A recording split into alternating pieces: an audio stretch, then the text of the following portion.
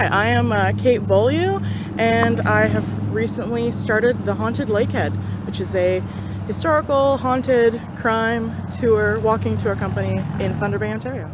Tell me a little bit about what your tours delve into. Yeah, so a lot of wild and interesting things have happened at the Lakehead over the last, couple hundred years, and mainly my tours focus on historical crimes, so way back, pre 1920 at the very latest, mostly into the 1800s, historical murders, and then, of course, ghosts that have arisen from all of these weird and interesting things that have occurred at the Lakehead. Tell me a little bit about how you hear about these ghost stories. Yeah, so ghost stories are abundant in Thunder Bay. Some of them I have read on the internet and then reached out to the people who posted them and asked if I could use them. Some of them, while I was doing my historical walking tours with the Thunder Bay Museum, people would just tell me ghost stories, and then I would sometimes reuse them on those tours, and now I'm reusing them on these tours because a ghost story is a wonderful ghost story. So here we go. And so tell me a ghost story. Well, okay, yeah. So the one of the ghost stories, ghost-ish stories, I suppose, that I will be telling is here at Waverly Park. Particularly, it has to do with the Central School, which is behind us right now Magnus Theatre. But it occurred just after the new school had been built, right? So this school dates to 1884. There was a school here before that, a wooden one, that was from the 1870s. And so just after that school opened, there is a story about a young girl at recess. And so usually at recess, all of the students, are playing and having a good time. And this particular girl sat kind of over in the corner of the schoolyard and wasn't really playing with anybody and just kind of stuck to herself for the whole recess. And so eventually, after a couple of days, the teachers decided that they were going to go talk to her and see if she was okay and whatever, because she'd been doing this kind of nonstop. And so when they went over there, they were like, "Hey, what's going on? Are you okay? Why are you spending recess all alone?" And she's like, "Oh, I'm spending recess with my brother." And they're like, "What do you mean? I didn't know you had a brother."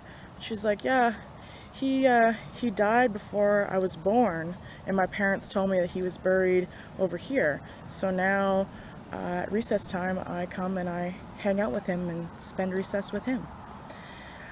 So, of course, the teachers didn't really know what to do, and there have been searches in Waverly Park for that grave. Nothing has been found yet, but you never know. What areas will you be taking people on? So this tour, we start here in Waverly Park, and then we're going to walk down Algoma Street, down Camelot, which used to be Cameron Street, and kind of over towards River. We're probably going to go about as far as River, maybe a little bit further, and then we're going to come back, kind of mosey our way through some side streets and down a couple of paths and that sort of stuff. And we're going to end basically by the Multicultural Center, which used to be the firehouse, just kind of on Cook Street there. What are some of the historical Spots that you talk about? So, of course, just in this park, I'm going to talk about PCI and the park itself, which is the second oldest municipal park in Ontario, as well as the Central School, St. Joe's Hospital, of course, the courthouse and previous jail that was there, the Whalen Building. There's so many. The Prince Arthur Hotel, Laurinhurst, that's my favorite building in the whole city, etc. There's tons of them. What's a reason? Is there a haunting that you've heard a lot about in this area?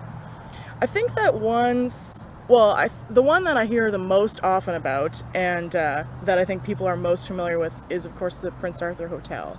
There are a lot of accounts of people experiencing weird and ghostly things that have happened in there, and of course most people will know that about the ghost named Ole Harvey, right, who haunts the second floor hallway and the elevator. And if you ask pretty much anybody who's ever worked there, they're likely to tell you that they have smelt his cigar smoke wafting through the hallways even when there were no cigars around. And do you expect that these tours will be very popular with it being October now? Oh goodness. Yes, that was like kind of the whole point that I decided to do it in October. They will run like next summer as well, not at Halloween, but I figured October is a pretty solid time to throw something spooky out there.